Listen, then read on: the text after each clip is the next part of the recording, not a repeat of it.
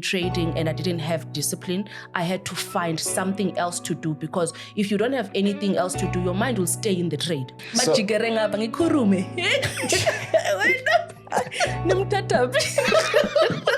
Is it beneficial for a lot of our guys to be trading in ZAR? I think it's the cost of doing business at the end of the day. No, my Zulu is bad. I sound like Chirwane,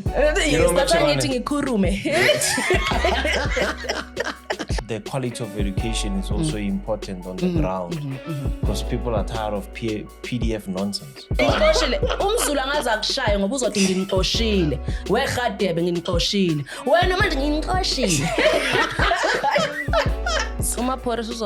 royalties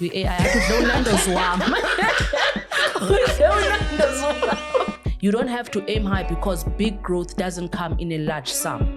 It comes gradually.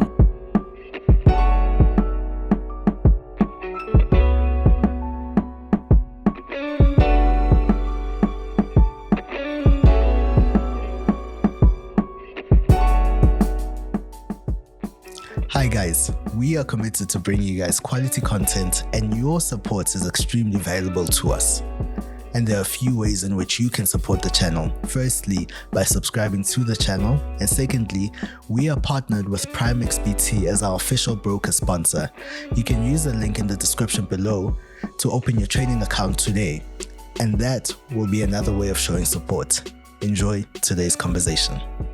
There are so many people right now we're so dependent on the dollar as Africans, as South Africans right now, like heavily invested in the dollar. Not a lot of people, but a lot of people, especially in the finance space, are earning in dollars. We're so focused on dollar. Yes, it might benefit the country's growth or whatever, but I think to some degree, some people are benefiting out of it. And you're speaking you're generally speaking for yourself at this point. Some of us are like, it's fine, keep it there. Yes. I think those. I did calculations yesterday. You were gonna $2 cry. would be 14 rands. Because imagine now if you are in a contract with the foreign company and they are paying you in dollars. It's your income. And some people in the industry are getting retainers from this. And it's a monthly thing. So if now it will go to 7 rand, you cannot tell your foreign company that, hey, no, you have to increase those dollars. They're going to keep it because you signed for that, for those dollars. When it comes this side, you are screwed. And I think now it also opens up our eyes, like how we handle money. Yeah, but it's so difficult though to kind of... Because even me, myself, I think a few years back, when got into the industry, you start getting paid in dollars. And you get used to the dollar thing. And you understand, sometimes we'll do this, sometimes do this. And then I became so fearful at some point when people are like, no, we're going down to 12 rand. I was like, 12 rand. Yeah. Now I'm looking at the conversion rates. I'm like, this is going to affect me personally, my own pocket, but it's going to benefit the country somehow in the long run, correct? It should benefit the country. No, definitely. Especially in the import and export businesses, obviously, they're going to benefit a lot. Yeah. To some degree. Yeah. Then I'm thinking about myself, I'm like, now at the point I'm thinking, should I now convert and not start charging in the currency of the country that I'm living in? But then again, you won't feel the benefits of when your currency kind of loses its value or gain, but you on the other side, you will feel it when your currency goes the opposite direction. Obviously, now you'll be like, but when it loses its value, you're like, oh no, that's nice right now. A few extra 1,000 rands are coming in for that particular month, which is nice. Which I don't know, rather, charging in rands would make sense. But then again, I feel like I'd be shooting myself in the foot. From your daily life to global markets, the line is thinner than you think. Energy, rhythm, choices around you, never standing still. What feels ordinary is part of something greater. PrimeXBT turns what surrounds you into opportunities.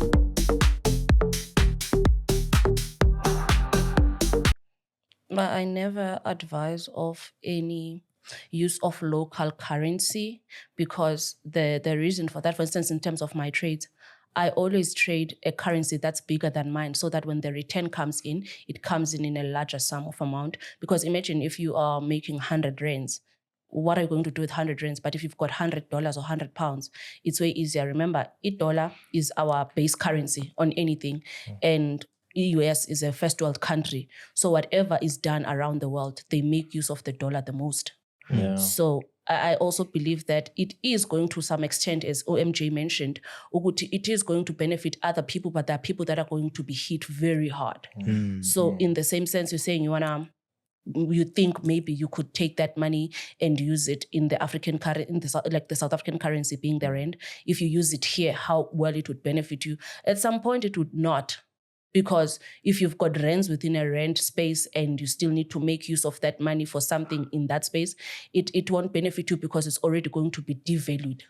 Hence, a bigger currency helps you to make bigger purchases, even when you make a purchase. Because I remember when I bought my first property, I'm doing property investment as well. When I got my first property, I was able to buy it cash because I had traded and made $5,000. And then, in fact, I think I made £5,000. Then when it came, it was able to just like come in a big sum of amount in South African rands. And I was like, if this was 5,000 rands, I would be still homeless. And actually, that actually opens up I'm thinking about it right now in terms of a lot of South Africans, they want to trade in ZAR. Yeah. You know, you'll find that one of the key questions a lot of brokers in South Africa get is that, do you guys have ZAR accounts? Do you guys have this? And I think just this also kind of just makes you think about the different aspects of the whole thing of like, is it beneficial for a lot of our guys to be trading in ZAR? Well, I think it's also more about a matter of preference, because numbers can be confusing. Yeah. Just like when you are losing or making money, you'd be like, if you are on a foreign currency account, if you are losing maybe, let's say, $25, it wouldn't click in your head to like maybe close the account then. Yeah. You'd be thinking, like, so 25, like you make it seem like it's a 25 And it's 500, right? It's 500 rand by that time. Lapho uyamuruga. And then once you've done the loss, it's like when I lost my £130 trade. It was like when I lost the £130 today, I thought to myself, how much is this? I went for the conversion. It's always the case. I think it's a psychological thing. Yes, it's a psychological thing, but it's also the same like in good return when you are winning, because if you've made like, let's say even £1,000 or whatever, when you convert it, you're like, okay, I made good money today. There's always that happiness with the answers when it comes to conversions. I think generally for people that are earning in dollars, remember it cannot happen overnight. We cannot come from 17 Rand 27 to 12 Rand same day. Well, it happened with Zoom at some point. There were some funny things happening there. But I think you start realizing that, okay, it seems like my currency is gaining strength. And I think maybe during the year, you can start making those negotiations with your foreign company that, guys, I think my next contract, can we make it? But again, it also depends. I mean, this thing, you can switch. And you find that next year is going back to 18 Rand. I think it's the cost of doing business at the end of the day. Gambling is what we do. Why do you say gambling? No, but I always say this. Like, I don't mean it in a bad way, like gamble. But I'm saying like we are betting on everything. Like we are taking chance on everything that we do. You can do this today, tomorrow it changes. It's always the case. I mean, we're gambling with weather. Look at the weather for today. Some people woke up with jackets and leather jackets. They took them out. They thought we were done with it. They took that gamble and only to find out the rain is coming. So I think it's just, it cannot happen overnight. It's not crypto. Mara, the fluctuation of the currency strength though is like very bad. I remember when I started getting paid, like there was a time I started getting paid somewhere $1,000. So I would have a budget and be like, I'm getting 19,000 rands in total. Even this other month, like 17. Why are you doing this to me? So the fluctuation is also like very much of an inconvenience. Inconvenience, cool. But what is your take on the 100% tariffs on imports and exports with the US, because that's also what's affecting the market, especially this year. As a trader, I don't know about other people, but as a trader this year, I experienced a lot of challenges with my trades based on the tariffs and the constant change of the laws. Like the 100% tariff is the one that got that guy, the Russian crypto trader, to commit. Yeah, when he lost 30 million Ukrainian. Yeah. So I think I've been having a lot of conversations with a lot of traders, especially with the whole concept of trading under the Trump era. It's very unpredictable. Yeah, different. In as much as before, I had the perception of like, no, we are getting volatility here. This is where, because Trump is coming in. And unfortunately, he did come through with the volatility, but I don't think it was in a way that people expected it to be compared to his first, what do you call this thing? His first term. Now that he's in his second term, I think people are trying to think, we're going to mimic the first term and look what happened during the first term, and unaware that this term around, and guys, mind you, Trump has only been in office for a year. No, it's been since January. It's not even a year. It's less than a year. But the Trump has been a lot. It's been a lot. Yeah. He has only been there. Oh, sorry, the elections were last year in November. Yes, they were last year. So but only got in office this year. Yeah. So it's been less than a year. And already so much has it feels like it's been forever, truth be told. And I think so much has happened. So I think especially the markets, the trading conditions are completely different compared to his first term, compared to what's happening now. It's completely different. So I think a lot of guys are struggling to adjust to what's happening now. But how can you adjust to something that's not adjustable to? I think right now it's just for people to kind of just focus more on preservation of capital than rather just thinking that, no, it's the Trump era, volatility era, we're going to make the big profits era. And I think we're not getting the same Trump that we had back in 2018. Back then, it's not the same Trump. MJ, how about you? Yeah, man, look, I think I agree with you. How we protect ourselves, I think reassess of exposure is very important during times like this. There's a lot of uncertainty going on the ground, but I think it'll all be about how you protect yourself. Full margin guys are getting it hard now. Like with no stop loss, nothing. I haven't had anyone say full margin. Yeah, it's been quiet these days. What's going on? I was the only one. Actually, full margin guys are full margin in a very long time. They've won full margin on silence. Like, because the silence they blew. It blew. Trump is not playing with them. Yeah, no, a lot of guys are finding it hard now. It's very difficult to make money in the markets these days. And I don't think we're saying this just to discourage somebody watching, but it's all about how you're going to protect yourself. Yeah. True. And also, I think one other thing that is of concern on my end, as you can see in South Africa at the moment, with the Madlanga and ad hoc commission, like all this thing that is happening politically, I would like to believe that that is meant to boost the value of our country, because even the investors now would be wanting to buy in, where they are seeing that the corrupt ones are being exposed, and then it's going to be a better country from here. But it doesn't happen like that, even though American politics, when they affect the everyday trading of the lives of the people there, it so happens that the value fluctuates. If it's a good thing, the market, the value would go up of the currency. But if it's a bad thing, it would drop, meaning that the investors are pulling out. Because in each and every country, there are investors that invest into the city. And I like to believe that South Africa is actually the Miami of Africa. No, 100%. 100%. I have to do this. We deserve some value in our currency, guys. No, 100%. I think we were merely affected by internal politics, to be quite honest. South Africa is a great country. By now, we should be far. And politics played a huge role. I think also what you've mentioned with the Madlanga. Is it Madlanga? Madlanga. Yeah, I have to be careful. Madlanga. Yes.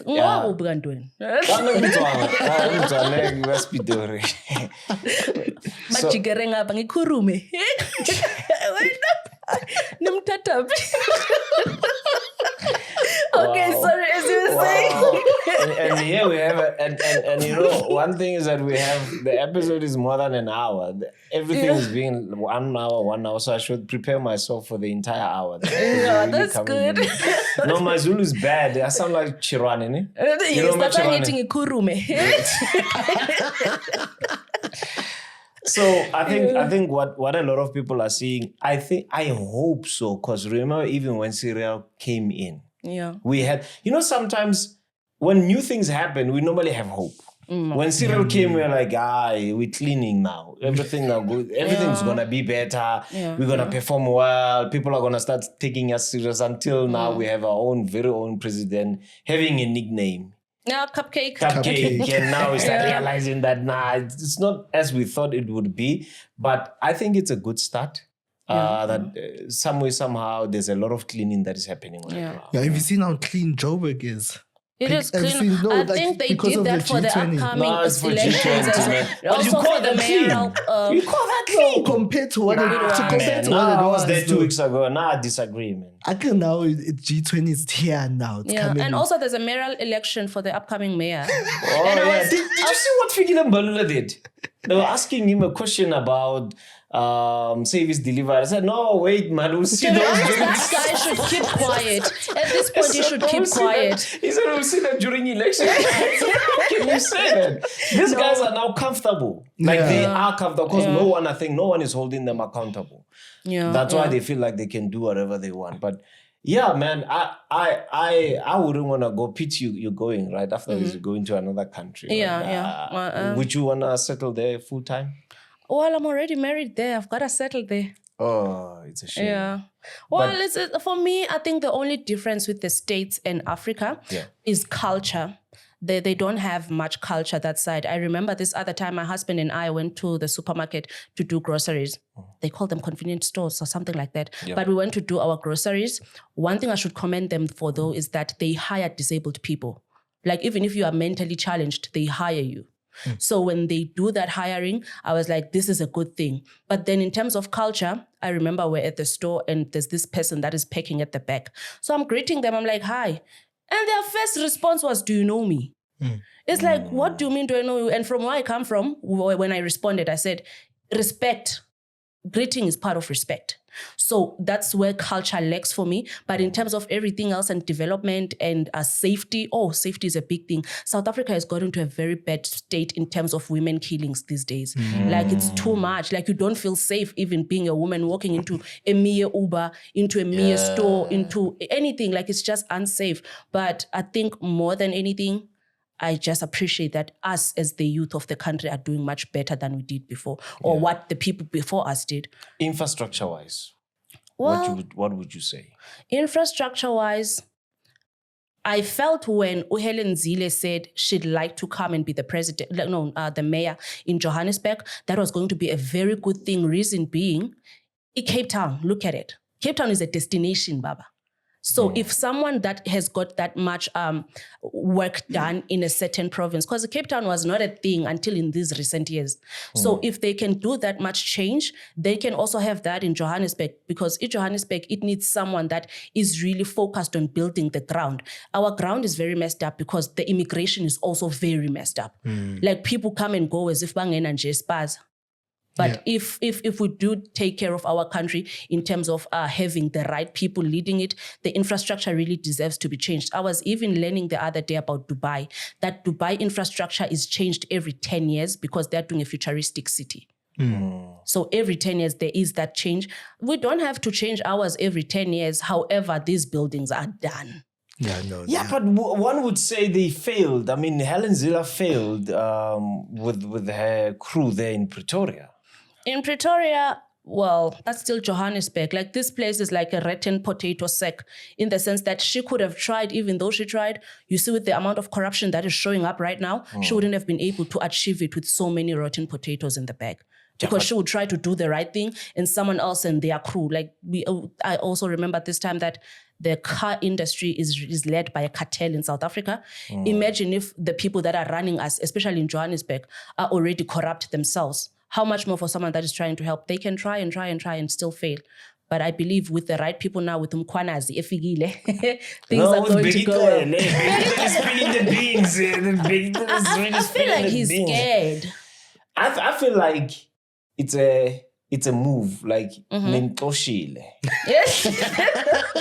Young is on point. Yeah, why don't you commend me then for that? I said it right. Why don't you say all that?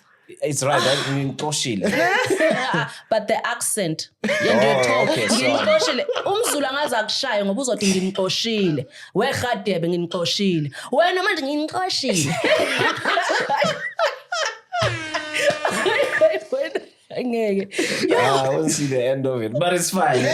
So I think Beggie's like, no, you took me out. But wasn't he supposed to retire? Wasn't it his retirement?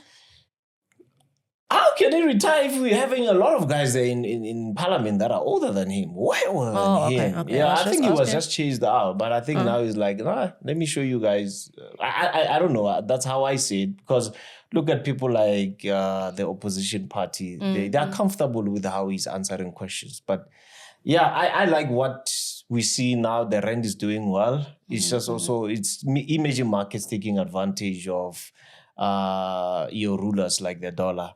But yeah, for some of us who getting paid in, especially even those that made, because some people are trading money they've deposited 3 years ago. They're still trading that money. So the withdrawals can, in a way, if they're about to lose it. This year is not playing. In a way, This year is not playing. No, the year is rough. Yeah, it is very rough. No, the year is rough. Especially for digital trading.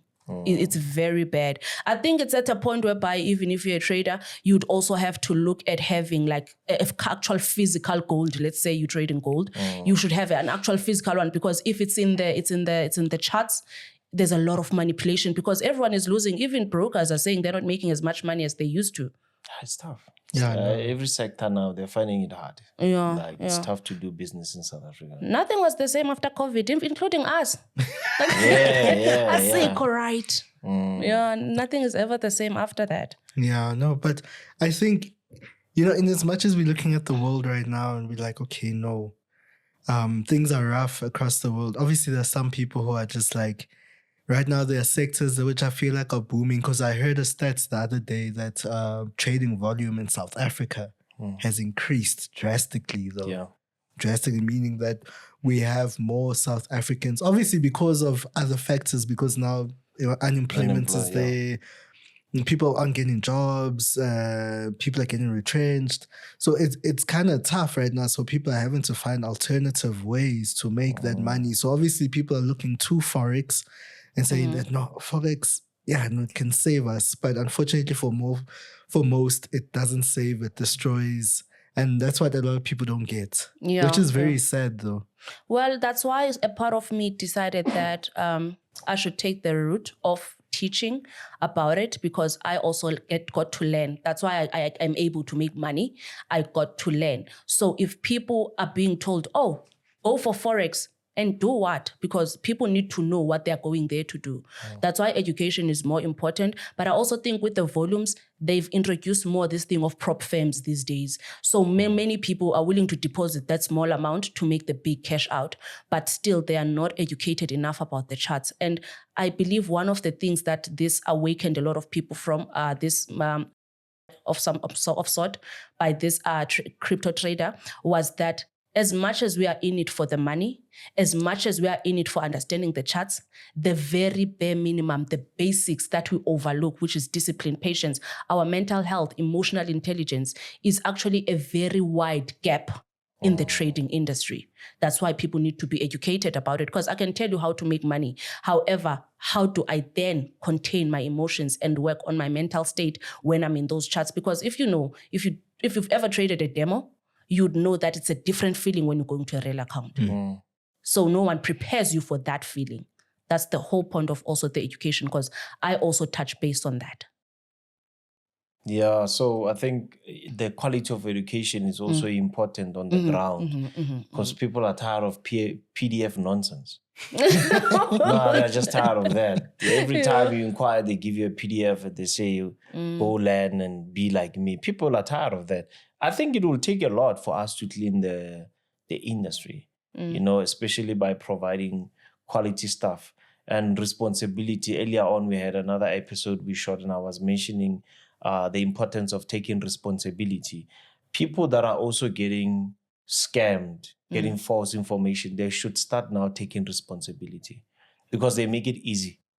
They make it easy for people to do whatever they want and play on top of their heads. Would you then say the state is strict when it comes to, what are the dynamics there compared to here, education-wise, signals? Okay, so one thing about the state's trading industry, it's very different because, first of all, there's what Americans have that is called an SSN number, Social Security number, which makes them different. Here, I think ours would be the identity number for the ID, but theirs is pretty different. It's probably even more beneficial for them in that sense. Okay. So the state is very cautious when it comes to allowing their people to trade anywhere else. Hence, they only have their own brokers. Once you're an American, you trade with an American broker. And also what the FSCA is trying to do here, it's already been long done that side. You've got to be a reputable person and also regulated to talk to anyone about trading. But also the education aspect of it, they're not that strict because anyone can learn. So in terms of education, people are allowed to learn even from their preference. Let me put it that way. But I think the state there is more serious about where people put their money. And when people's monies are in there, they are also very cautious about making sure that if this person withdraws, they get their money back, irregardless. Even the state, the government gets involved. Yeah. Sorry. Even their leverage is ridiculously low. Yes.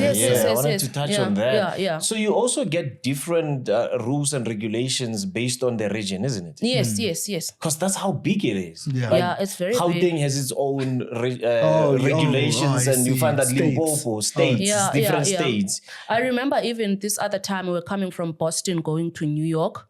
It was like 5 hours away. I'm like in the same country. And then other places by flight, I think it's Texas from Massachusetts, it's like 8 hours. By flight. Yes. Sure. It's you can never go more than 2 hours in South Africa. No, 2 hours no, you can never go more than 2 hours. No, but you can go over 2 hours in South Africa, but by bus though. Because it's to the Eastern Cape, it's like 13 hours plus. No, by flight. By flight. It's Cape Town, that is 2 hours from Lanseria. Yeah, but you can't go more than... Of course, I agree with you. No, we're very small. Like, I think one of the states in the US is equivalent to the South African country as a whole. Exactly. And sometimes you don't realize how much a powerhouse America is in terms of size. We're trying to compete with something that is humongous. We are like this, and we're like, we don't need the states. And you know, it's crazy. I was reading, there was an article I read a few months back, where there's an African institution. They want to fight for the resizing of the map of Africa. Yeah, because we're bigger than what it looks. But when you think about it, to move from Gauteng to Cape Town in 2 hours, and then you go to the States and you want to travel as well. What? Africa, not South Africa. No, I'm thinking about Africa, yes. I'm aware what I'm saying. So Africa, like you think about just that, and then you want to go that side and you're going to travel that 8 hours as well. That's crazy to think about the size, but 8. Going back to what you were saying, this thing of Asiding America, we don't need it. Yeah. I remember during the time when our fund for ARVs was taken away. The country came into such a big panic that the researchers or the doctors and scientists in Northwest found that in the distribution of water, there is ARVs put in there. So they're trying to do mass distribution, but that showed that we really need these guys because people started having, for instance, people that are not HIV positive, what are they doing drinking water with ARVs? That was already a health hazard. So we actually do need it. And this thing you're saying about maps, it's funny that every time or every year, like lately, there's always been a problem about the African continent map and also the South African map in general, because Lesotho and Swaziland said they don't want to be a part of South Africa. They want to be their own country, but South Africa will be theirs. Remember when they said they wanted to take KZN and make it theirs? Mazulu. They are taking chances as well. Hey, alabo bona. You're going to tell Bafo that you are taking his country. There was no way. There was no way. South Africa is beautiful with the Zulus, though. Yeah. I don't want to start on that. But it is, because do you know what I'm noticing? Yeah. They are such a big community, and also they are very big on our roots. A lot of South African tribes have gone to Western ways of living. Amazulu are still the only people that I can see like thousands of people in a ceremony just wearing traditional. Even the concept of Ushaka Ilembe showed that these guys are still invested in their tradition because they still speak isiZulu patois. And also when they dress in a way that still says Singamazulu zu. Thina wasamaXhosa guys thathini. Hey, Xhosas ne. Ungakhulumi ngathi kabi phela ngikhona ngizosimela la. Yeah, but I'm trying to figure out why then do they say that the map, it looks small, but we are bigger than that? And why is it that we are having a continent that for me to go to another country, I need a passport, I need a visa. If we should look at European countries, it's literally easy to, like in a day, go to France, come back with a train. To be honest with you on that, it's colonization. Yeah. We've been colonized by different countries. I remember I went on vacation at some point, and I think I went to Mozambique on this one. And what I realized is that they are more colonized by Portuguese people. Because if you go that side, they speak more Portuguese. And then when I went to Botswana, I realized that they are colonized more by British people. Even their way of doing things, they are more British than American. As we are strictly American in South Africa, that's what we are colonized by. Those are the white people that took us over, that are taking care of us. Because some of this colonization also comes with a lot of sponsorship from these countries mentioned for each of the African countries. So the passports are also for separating us from each country that is taking care of us. How are we positioning ourselves? G20s around the corner. Trump is not coming. Last time I checked, he said he's going to send someone. He's going to send someone. He's not coming. Maybe he's scared of Joe Biden.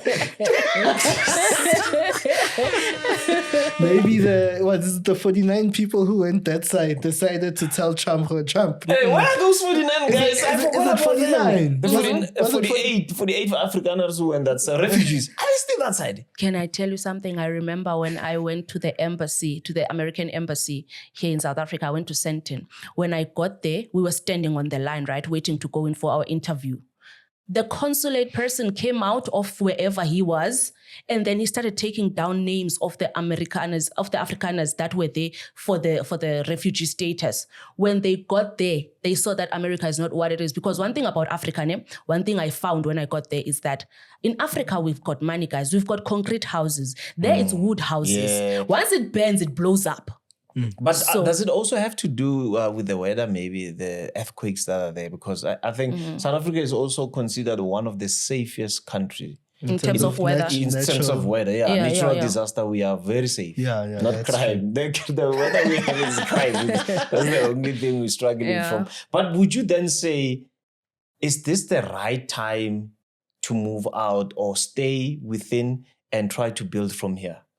South Africa is dead, bro. It's dead, ne? Because even the people that have made it big in South Africa, for one, in Cape Town, most of the houses there are not reachable for the black community. They are mostly for the white community as well as foreign white community. If you could go and try and buy an apartment there now, you wouldn't be able to afford it. Maybe pre-COVID, you would be able to afford it. But now that they've also very much fully developed the city, like, no, it's not favorable. That's my problem with Cape Town. Yeah, yes. I also had the exact same there's no issue. balance there. Either you're up there or you're down there. At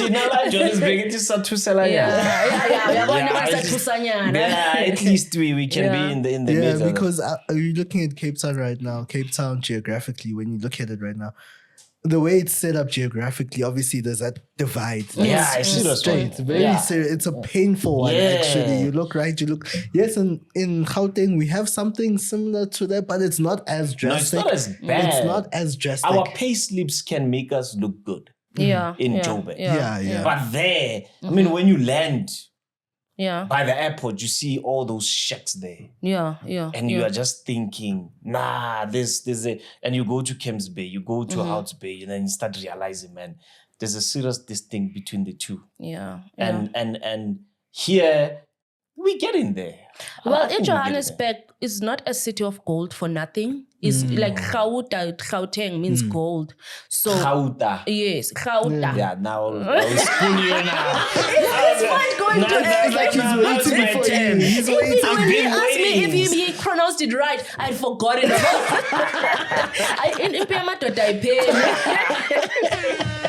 So what I realized with the Gauteng, because I used to go to Cape Town every now and again, and when I went there, what I realized is that in Cape Town is more about qualification, the book. In Johannesburg is more about the connection. Who do you know? So I think that's especially what makes Pretoria. Pretoria. Yeah, Pretoria is worse. Pretoria, if you don't know anybody, you are a nobody. Oh. If you want to make something in Pretoria. Now, Pretoria is full of entrepreneurs. If you want entrepreneurs in South Africa, go there. But I think that should come to an end now because this is too much nepotism. That's why there's no employment. It's just too much nepo now. We just need to put a nip on the bud because it's also destroying the economy significantly. How can someone that is in a political family, like 5 family members of that family are getting paid millions and hundreds of thousands of rands even per month, while someone else can't even buy bread? And it's not a matter of they didn't go to school. Like, it even hurts me to see even graduates, people with PhDs, bro, they don't have a job. They are resorting to selling fruits on the streets. Yeah. And now they're being told even by lectures while they're studying that, guys, don't think when you go out there you're going to get a job. You need to be strategic while you're studying. Who said education is the key to success? Because it's not the key if you're not going to get any job. Yeah, but if you look at it, I mean, the youth unemployment is just too high. It's too high. At some point, yes, I agree with you. Entrepreneurship needs to come in, but we have to start somewhere. Where are you going to start without any income? Even if you really want to start something from the ground, you cannot. That's why last time when we spoke to Dollar about the IB business, it makes it it gives you a bit of an advantage. If you can negotiate for that retainer to start with, because some people really have to start from scratch and they have nothing. That's why they resort to crime. Yeah, they would definitely resort to crime, especially when they've got nothing. And I think the best way to make sure that you make a life for yourself in South Africa is just to go into property. That's part of why I also went into property, because as much as I'm trading, you don't trade every day. You don't always make money. But when you do make money, find a sustainable thing you can do. I know not everyone can afford a property, but there's also this thing of co-hosting with someone even if you don't own a property. Like in these days, I just think it's best to just do everything on your own. Digitally, we've got phones. We're blessed enough. We've got phones, but also that is also a challenge because AI is doing everything. Everything. Literally. But I won't lie, I'm a bit annoyed by AI now. Like it's actually getting too much. It's quite annoying. I don't know if you guys saw the whole Jamaica. Yes. The earthquake. The earthquake. No, not the superstorm. What? It's Cyclone Melissa, I think. Yes, Melissa. Chief, we are black. Any weather thing is earthquake to us. It's earthquake, everything. Yes, so they were showing video of it from above. But then again, you look at it, I'm like, was it not true? Yeah? No, I was looking at it, I'm like, is this even real? Because of how much AI footage you see on a daily. I'm actually quite annoyed because I wish social media platforms can create a feature where it's like, I want to filter out AI content. That's smart. Why don't you start then? It's a business concept. Someone's gonna take it now. Never show business ideas. The next person is already working on it. Yeah, because like right now, I'm so annoyed because like you kind of just missing out on so much crucial information because of this AI thing. Everyone's creating these unnecessary AI videos and whatnot. Some of them are very interesting. I wouldn't lie. One thing I like though right now, I know it's harming, especially the United States land. It's harming it because there's a lot of equipment that is used that pollutes the air. It's AI music. AI music is pretty good, but then it's also harmful to the rest of everybody. One thing, I agree with you, AI is becoming annoying because I've been seeing a lot of videos that are made by AI, but they are more about fat black people. Like, why don't they use a normal white person because they get fat too? It's just like degrading the black race in so many ways. And there's no face behind the AI because if someone could come up and be like, I hate black people, I don't mean to be racist, but I mean, if someone could come up and be like, I don't like black people, then they know they'd get into trouble. But now they're using the AI, they are using AI as a source to put forth their hatred, which is wrong. I don't like that because if you were not racist, then why would you only do this with only black people? Yeah. And culprits now are getting away with everything. If they find you cheating, you're like, it's not me. No face, no AI. That was not me. That was AI. I know, right? Yeah, so I think really discernment right now is so important, guys. Going, like I said, that is bombastic. You need discernment. Yo. I cruise it right now, What is discernment? No, to be able to tell the difference between in something, like especially when you receiving content right now. Because right now sometimes you have to go to the comment section. Is it the real? Is it the real or Madrid? That's what they say now. Real or Madrid? Yes. You understand? So for right now, I think I've seen so much videos of AI. I know whether to tell it at first glance, but sometimes even some of them are so good right now. Looks legit, brilliant. Unless if you're zooming in and like, that one only has 3 fingers. I don't understand what's happening here. Yes. You know, so I think it's really important for people to, I don't know, educate themselves. Is it educate themselves? I like the Bible stories of AI. Is it? For me, I enjoy. There's a certain content creator I think I've seen. Like, he makes it so simple. Because sometimes, remember when you read, you're trying to have a picture in your head.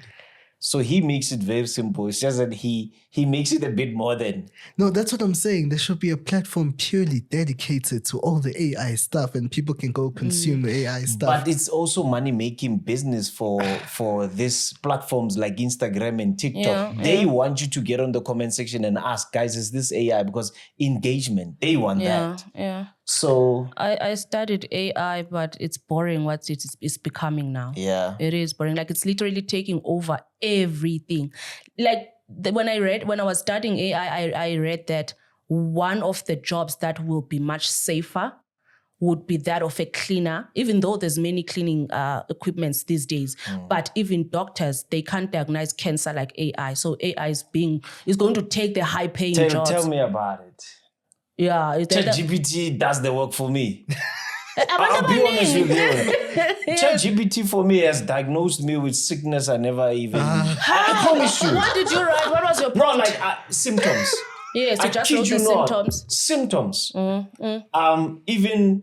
So one time I had a problem with a car. So it had an engine light that just popped from nowhere. Yeah. Right? Took it to the manufacturer, they put it on a diagnostic machine. It took them long to figure out what the problem was. While they were busy there, normally they say, sit here, don't come into the workshop, they give you coffee. I put the prompt on AI and it told me everything. Before the guys could finish, I already knew what the problem was. Yeah, sickness. But then it's kind of like odd because one thing we should not forget is that AI is set by a human being. Whatever AI knows, it's been taught by a human being. So it wouldn't be fair to take the original, which is the human being that provided the information to it, out of the job so that you could keep the learner. Yeah. Because sometimes there are things that AI won't know, and AI can be misleading. It's just like social media. No, 100%. I wanted to get in that. Sometimes it gives you nonsense. Like, You know what it is? It's cheap labor. Yeah. Because when you think about it, the reason in South Africa, obviously, we have an immigration problem. Where you'll find that the people doing the landscaping, to be honest, but the guys coming from outside. You can't say that bomb and continue.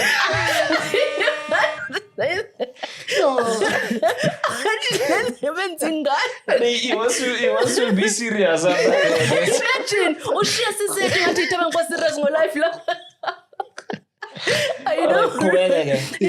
You can proceed. Yes.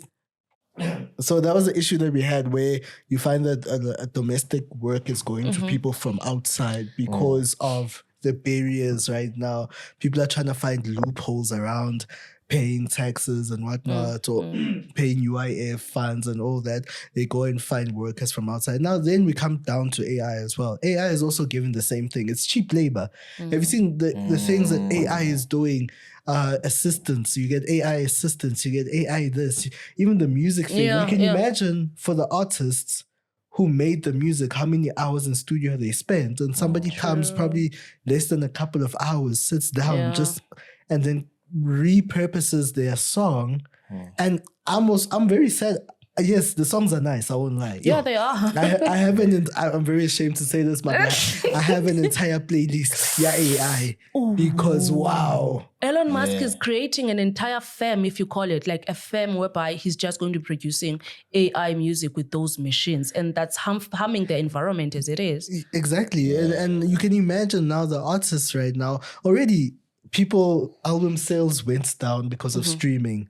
The streaming numbers, yes, they increased because of technology, which is great. But now you find another participant, which is AI, coming into the whole scene, and it's like, this is actually really, really dangerous. So right now we've got such cheap labor, and I think things are going to be so watered down. We're going to be craving originality so much in the next coming of years. Royalties AI.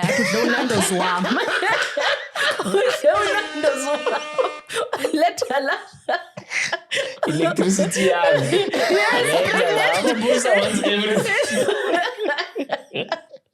I know, right? Yeah. So that's just how I see it. It's cheap labor. It doesn't cost that much to get things done. Right now, I know in our processes we've got certain things that in the production process, the post-production process, that we've got certain elements of AI that we've implemented, because if we were to hire somebody to do that, it probably cost us an arm and a leg. Yeah, but I think also you have to know how to communicate with this machine learning. Because sometimes what he told, I don't know if he has already told everybody, he told ChatGPT it's useless. Like he literally told it, you are useless. Hey son, well that is not. Why would you do that? That is not risky over the phone, because we're getting to a generation or a time in our lives whereby we're going to have actual robots around us.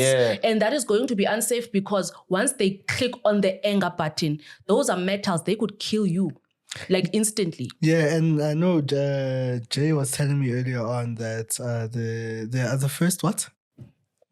Humanoid robots are being shipped. You can order them. Imagine. Human what? Humanoid. Humanoid. Yes. It's robots that look like humans. Yes. No way. So imagine you can order. And you don't know whose robot you're going to piss off on the street.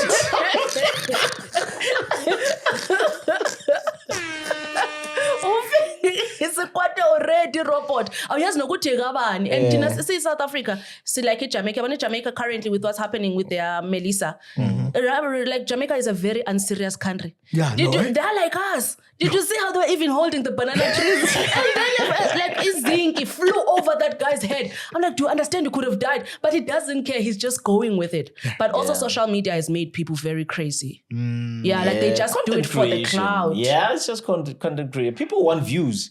Because these views are very difficult to get. So you just have to be... we are fighting. No, we are fighting. The views are not really coming. Yeah. The views are not really coming. Because these platforms also want to make money. Remember, they want you to boost the content, and because that's how they make money. And I like the fact that our president or the other president said that he's going to fight that our content is being pushed at the level of other countries.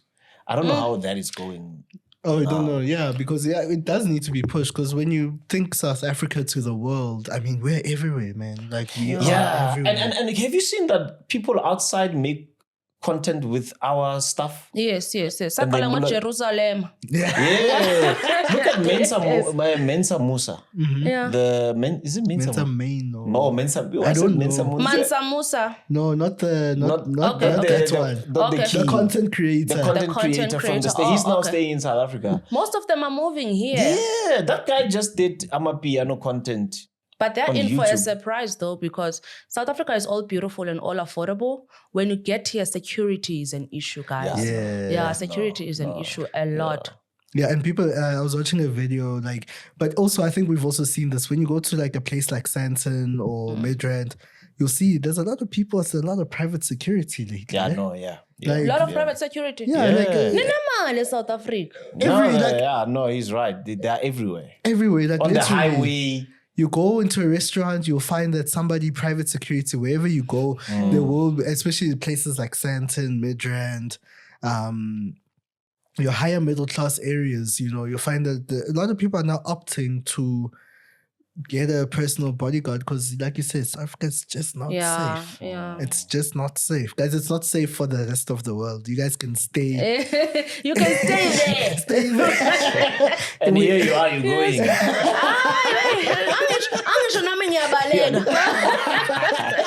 I'm also running away. But when Uncle Booz, I don't mean to ask you a personal question, but who's your dad? He's giving Natim Tetwa looks. Wow. Nati? Yes, they got a better version, a good-looking version. No. Clone right for him. Maybe I should act like his son, eh? No. Maybe. Get my inheritance. Too soon. I'm sorry, guys. Too soon. Yeah. May his soul rest in peace. Yeah, too soon. Indeed. You see what you made me do. Okay, but if Natum Teta would be my, he's Zulu, I'm Tswana. But to be honest, from a woman's perspective, I don't mean this in a bad way, but according to Ukuli Sumtana or raising a child, the child belongs to who acts right as the father. It doesn't have to be the biological father. Oh yeah, no, that's true. Especially in Africa. Yeah, in Africa. And also in a bunch. Yeah, now if the estate is being rounded up, I don't mind. Anytime, they can call me anytime. I'm ready to go to Paris. Speaking of estates, what do you guys think is the best way for our future children to have inheritance, nama will, when it comes to saving up for them? So in terms of estates, as you're saying, what do you think is the best way? So that even children, if there's someone watching right now that has children that they don't know how to leave their inheritance for them or maybe take care of their future, as we put it, how can they do that? Do you guys have any knowledge? The government must restructure the whole thing because it's all nonsense. They themselves don't even understand the same system that they've put in place. But 250,000. If you live less than 250,000, the money automatically, if you don't have a will, goes to the mother. All of it. Yeah. You don't have to share with the kids. If your estate is more than 250,000, you didn't leave a will, the mother has to take like 70%. So she takes 50%, it's her own. And she will share the other 50% with the kids. Yeah. That's nonsense. Well, I think the best one, which also worked for me, because my mom passed away when I was very young. Yeah. And when she did, she left a trust fund. That's also what got me through varsity and got an allowance. And this, I've heard that it also works in terms of divorce. Instead of saying I'm writing things under my name, have a trust whereby in that trust, all the family members will be involved of your own home. Yeah, sure. So when you die, there's no one that's secluded to say, this belongs to all of us. In that case, no one can just come and claim because there'll also be needed a letter of executorship to assign someone to that. So that also works. The trust fund has worked for me, and I believe it's one of the best ways to look out for your children in this day and age, because we are the only ones, like as Black people, we are the only ones who don't have generational wealth. That's so powerful. Trust fund.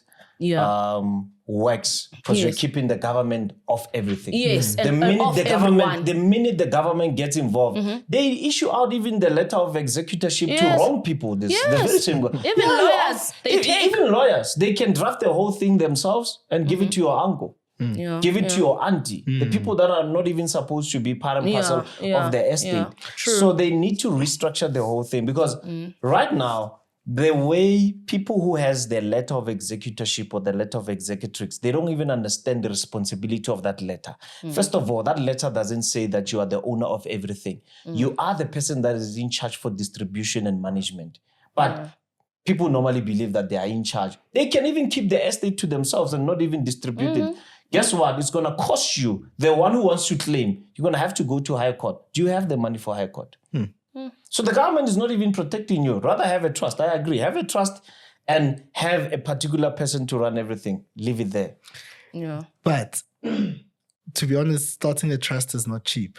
Of course. It's not cheap. So obviously when you talk to the average South African right now, we know that, because I remember when I was doing research around the whole trust thing and whatnot, and then you saw prices, you're like, There's a reason why. But also, it shouldn't be cheap because, I mean, you gotta be talking about assets here, like big, like heavy weights. Yeah, no, but why I'm bringing that up is that now we know that there's wills in place and all that, which I think wills are the first step into kind of just going in the right direction. And I think a lot of people, and banks offer that actually. There are banks that are, and trust me, the money in your account when you pass away, people will fight for it. Yeah, of course, definitely. Because even with this letter of executorship, I remember when I went to the High Court. So what they say there is that when you are going to get a letter of executorship, that means that you also have to bring all these people's ID documents and certificates.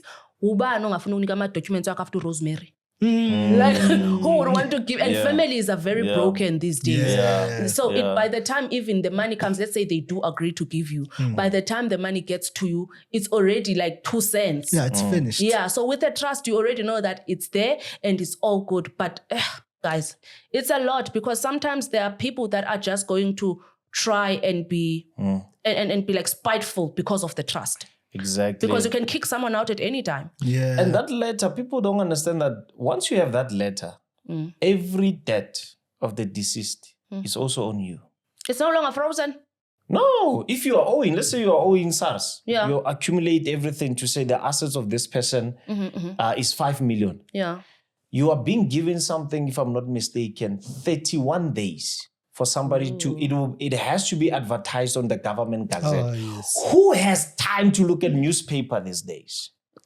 Who has time to go on the website and say, oh, someone is owing me, let me look at the government gazette. You understand? So that 31 days is not even enough because you are being given 31 days to pay everyone that the deceased was owing.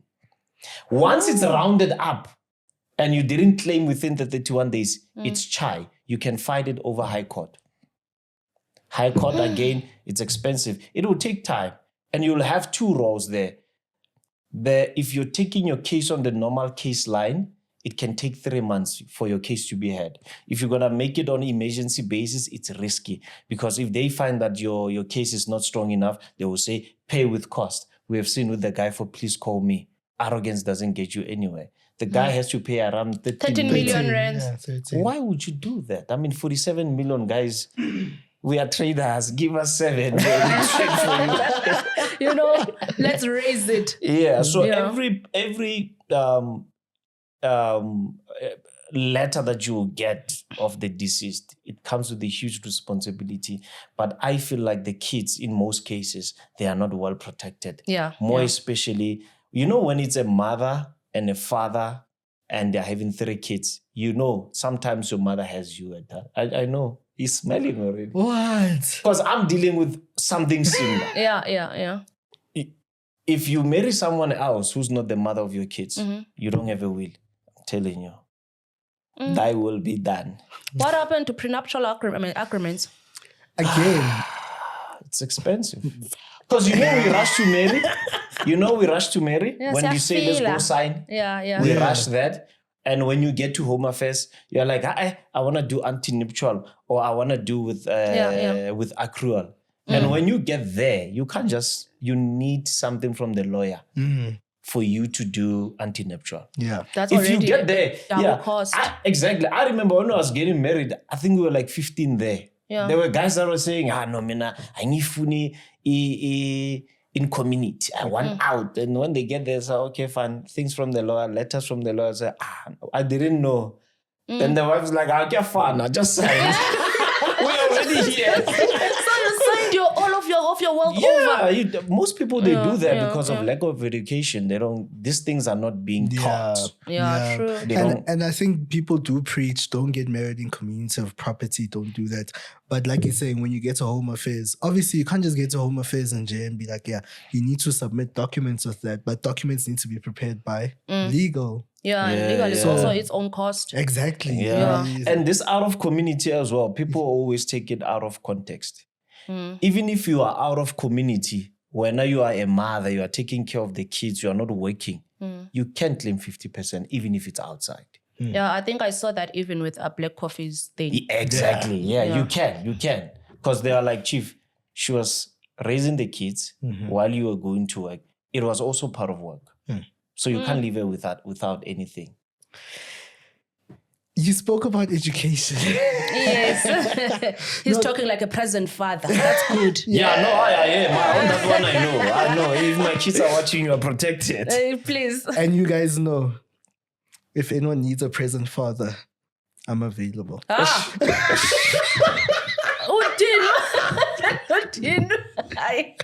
No wonder. Jokes. I'm starting to think it's not a joke anymore. Because this He's been saying it a lot. He's been saying it every episode. Every episode. No, I've only said it once. No, he has said it once on camera many times to me. Oh no. We are set up, yes. Hi, jokes, guys. Jokes. It's all jokes. It's all for content. Guys. Yeah, you know, this content. You are brave. You are brave. Advertise. No. Hey, I'm off the market. I know he's off the market. My boy's happy. That's good. Very off the market. Yeah. Anyways, you said something so ish, guys. You know what? Let me just you guys. It's nice. Yeah, it's good to be here. No, you were speaking when you spoke about education earlier. You actually touched on something. You were speaking about the gap between discipline, patience, psychology. Emotional intelligence. Yeah, why do you think there's such a gap between these things? Because in as much as we can go out and say, guys, go get education. And education in terms of trading right now, guys. Go get education in terms of learning to trade and whatnot. But we realize that there's so much. One thing I've learned lately, and it's become too apparent to me, is that what goes into trading, Yeah. Guys, it's too much. I respect traders. I respect people who do it on a daily basis. I don't do it on a daily basis. And I've been very open and honest about that. The reason why I'm very open and honest about that is that I want people to understand that this thing is not something that you just, you don't just get into this and this thing is serious. And you find that the people who are properly profitable on the charts, what goes into what they're doing, it's so... Guys, it's a lot. Yes. So the reason there's a gap, it's because, firstly, outside of trading, we have a lot of mental health issues. There's a lot of them already. So it means already we are not educated about taking care of our mental health. So by the time you get to trading, you are already a damaged good in terms of how you work with your brain. There's depressions, there's anxieties. People even have social anxiety these days. Like there's no preparation even in terms of confidence. No, be confident when you go out there. In that way, they won't have social anxiety. Like there's many ways to teach a child how to walk. So within trading, it's because the main focus over the years, what I've noticed is that we are copycats in terms of being traders because we watch these YouTube videos, we re-preach the same thing. We watch someone else buying a car when they've got money in trading. We also go and buy a car. So everyone has gotten to a point whereby they all decided to teach about the making money aspect of it and left the basics out of it. They were all teaching about the charts. They never prepared anyone for what it comes with other than the charts. So that's where the gap comes in. Sure. I can't say anything after that. So profound. Go deeper. No, because I might as well just tell you to go deeper because I feel like I've got questions, but I just want you to keep talking. You can ask them. You can ask me the questions. Because, Acceptance of we are generally broken society. Before anything. And I think we don't accept that. And our upbringing as well. We neglect a lot of things, especially our upbringing.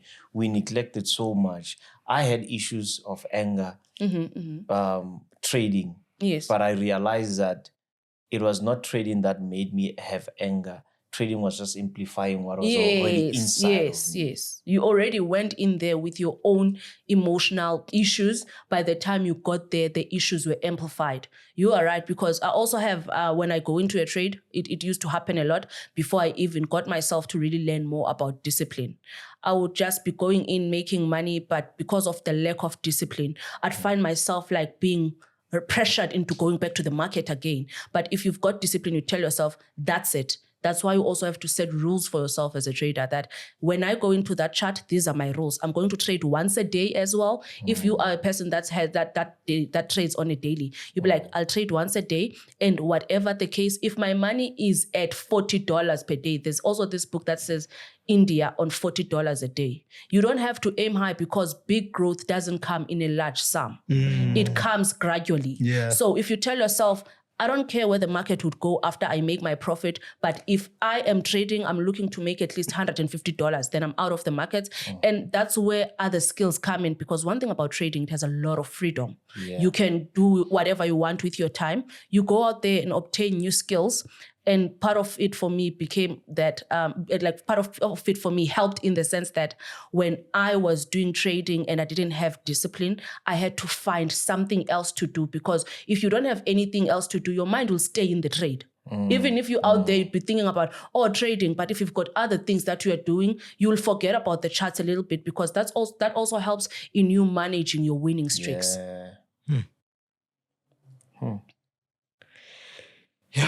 I learned like one of the most basic things, I learned to do makeup. I was like, let me keep my hands busy, because those are other skills that we need in life. What will happen when the computers crash, people die, load shedding? I shouldn't be stranded in terms of what am I going to do? I've got other things that I've got my hands to work on. And if I lose a trade, or maybe even if I make money, I get out of the charts, I won't be stuck on the, maybe let me check where that candle went after that, because that's also how you blow accounts. You would make money, but then you'd be curious to know, where did the market go after I got out? That's true. And then it keeps on going down. You're like, maybe my analysis was right. It's going to exactly where I said it would go. You open another trade, it reverses, you lose money. But if you had stayed out and kept yourself busy with other things, you would have made a great day, because losing money in trading ruins your day. And we like consoling ourselves. Even if you are having two outcomes, losses are part of the game. Losses are part of the game. Sometimes you take a trade and you come out too early on break even. When you go back, check. If it went your direction, you're like, it's fine. My strategy is working. Yes. If it goes the opposite direction, you still console yourself. At least I saved myself. Yes. So it's always that thing that you are always looking for positive things, regardless of what happens in the markets. But discipline is very important. I think we should have a masterclass with you at some point. Wena, ningibizile la, ningibiza okwesibili, sifuna ungibuza okwesithathu. Okay. Trust me, kunabantu bafike la for 7 times. Really? That's awesome. She's playing this one. But you guys are doing a great job with this, and I'm liking the fact that we are also touching on things that really matter to people, and we are educating. Like, you guys are doing a great job, because one other thing I think I remember is that with you touching based on the discipline aspects of things, trading is also more about who you are as a person. Yeah. If you're not disciplined in your waking life, if you learn how to be disciplined in trading, in your waking life, you'll be disciplined too. You know that I'm not supposed to do this, or even if you do it, to what limit? It also helps us. Trading is a lesson more than a hobby. It's not even a hobby. It's like an income, however, one that comes with learning. You learn as you earn.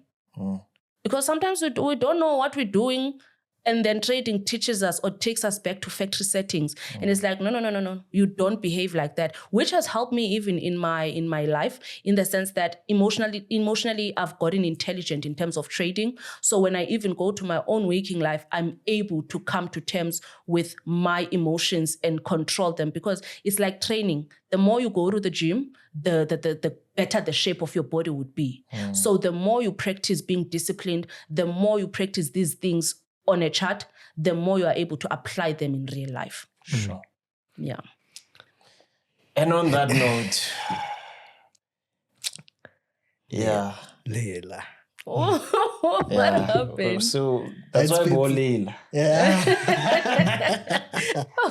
No, it's always a joy. It literally is always a joy. I think after we met you for the first time, we shot the first interview, we were actually talking about the feedback that she got from I watched the episode. I really enjoyed it. Feedback that she you. got from the... And thanks for the dollar bill. Yes. Oh, yeah. It's a seller.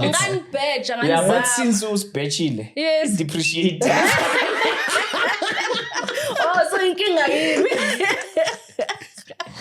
Now 17 rand. When you gave us, it was around 18. But ingayi ku 7 rand ngeke silunga. Not much. Guys, I'm fine. Guys, No, I'm right. I'm fine. Didn't they say it's going to 20? Yes. Yeah, it's riding at 20. Yeah, no, it can go to 20. It can go to 20. Even That's 21. fine. We good with that. But 21. then we don't really need the dollar like that, in the sense that, like, we do need it. It's a basic currency. But I mean, in terms of needing it to go to 20, Euro and GBP are already at 21 and 23. Yeah, it's just thing is, it's I get it now when we see that, but with the currency that we're utilizing a lot, you know, we're quoting things in dollar and whatnot. Now to switch that and turn that into pounds, by the time you convert it back to SA, it's like a problem. How much is 1 Zimbabwean dollar to a rand? 1 trillion. Uzosibethisa lapho far. I don't even know. Does it still work? Does it? Is it still functional? Last time They checked, use they the had dollar, bonds. but They I had- don't know I if know. it's the same as the American one in terms of value. No, it is. Oh no, actually, It is. Is it? No, I remember when I went to Zim. Yeah, but it was many years back. I think at the time, it was 1 to 13, 14. Yeah, that's a long time ago. Yeah. But it was but then that side, their dollar, they were selling it for 10 rand. Oh, yeah. It was 1 to 1. Yeah. They did it 1 to 1. No, nowadays it's the way it is. Yeah. Oh, now. Oh, Yeah, yeah, nowadays Yeah. it's Oh, the okay. way it is. If Yeah. you have $1, it's 17 rand. That's Oh, it. Yeah, like you they must be feeling themselves. Yeah. Yeah, like you said, the British are more on the Botswana side. Yes, they can yes. use the British. We like the Americans. Yeah. So that's why we utilize. But then this is where it loses me. This is where I lose the plot.